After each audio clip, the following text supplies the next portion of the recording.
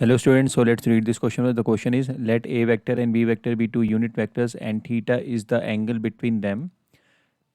A plus B vector is a unit vector if which of the following is correct. Okay.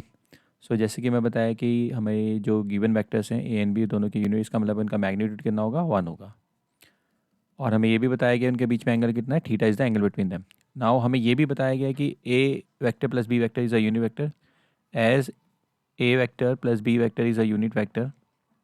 इसका मतलब उसका magnitude कितना होगा, 1 होगा। So as a vector plus b vector is a unit vector, therefore magnitude of a vector plus b vector is equal to 1 होगा।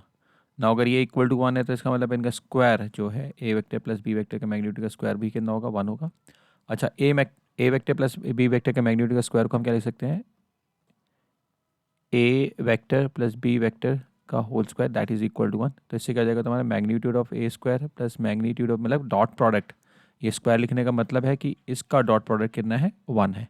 ठीक है, तो अदर वे राउंड भी लिखना चाहो तो ऐसे समझ सकते हो, इनका डॉट प्रोडक्ट क्या है, 1 है। तो आपको पता होना चाहिए a dot a is equal to magnitude square होता है।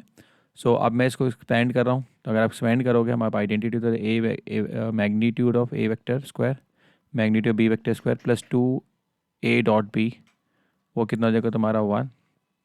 क्योंकि a and b unit vector है तो इसका 1 मैग्नीट्यूड 1 है, तो 1 ये उसका 1 का स्क्वायर 1 हो जाएगा, 1 का स्क्वायर 1 हो जाएगा, plus 2 a dot b is equal to 1, 1 से 1 कैंसिल आउट हो गया। तो इससे हमारे पास क्या आ जाएगा कि ए डॉट बी वेक्टर जो हो जाएगा वो हो जाएगा a dot b will be equal to -1/2।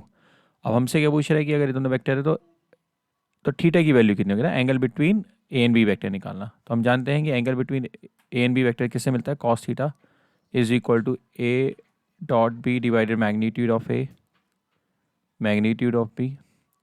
Magnitude of a and b हमारा 1 है तो ये 1 × 1 हो जाएगा, ए डॉट बी तुम्हारा कितना हो जाएगा, -1/2 -1/2 कॉस थीटा। तो फाइनली जो कॉस थीटा की वैल्यू हो जाएगी हमारे पास, वो आ जाएगी -1/2। Is it clear?